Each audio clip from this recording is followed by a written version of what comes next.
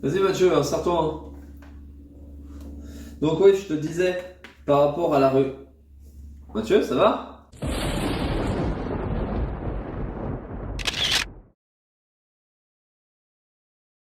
Dans cette vidéo, on va apprendre à réagir face à un adulte ou un enfant qui s'étouffe.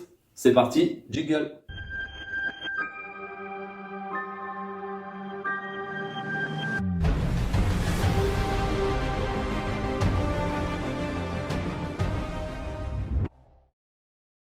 Dans notre situation, Mathieu est en train de s'étouffer.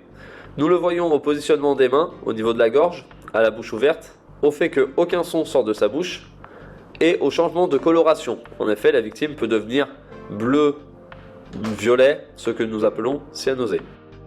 Afin de nous assurer qu'il s'agit d'un étouffement total, nous lui posons une question. Le but étant de voir s'il peut parler ou non. S'il peut parler, c'est un étouffement partiel et dans ce cas-là, ses gestes ne seront pas réalisés.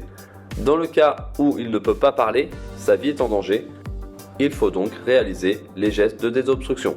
Nous parlons d'étouffement total. Pour cela, placez-vous sur le côté de la victime, venez la maintenir au niveau de son thorax, puis effectuez 5 tapes dans le dos vigoureuses entre les deux omoplates. Si, au bout des 5 claques dans le dos, la victime n'a toujours pas repris son souffle, dans ce cas, nous passerons à la méthode d'Emlich. Pour cela, placez-vous dans le dos de la victime.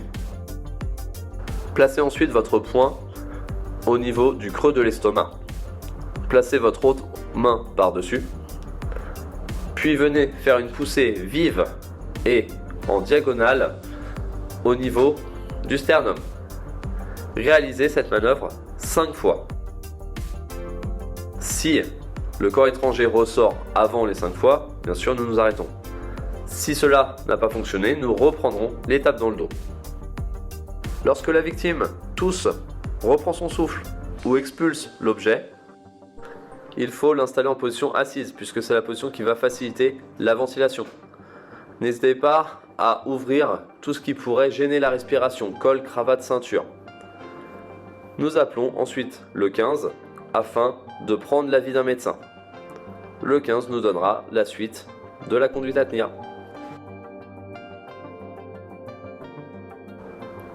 Chez l'enfant, les gestes de désobstruction resteront les mêmes que chez l'adulte. Néanmoins, vous pouvez améliorer la technique en basculant l'enfant au-dessus de votre genou, de manière à ce qu'il ait la tête plus bas que le corps. Cela va faciliter la désobstruction. Pour la méthode d'Emlich, le principe reste le même, simplement il suffira d'adapter la force du mouvement.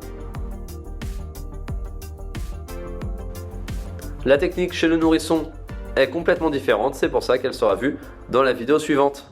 Rescue Academy vous remercie d'avoir visionné cette vidéo. Nous espérons que vous avez appris quelque chose. Ce geste de secours est extrait de notre programme de formation Secouriste en entreprise. Si jamais vous êtes intéressé par ce genre de formation, n'hésitez pas à prendre contact avec votre responsable RH qui pourra envisager la mise en place d'une formation avec notre organisme.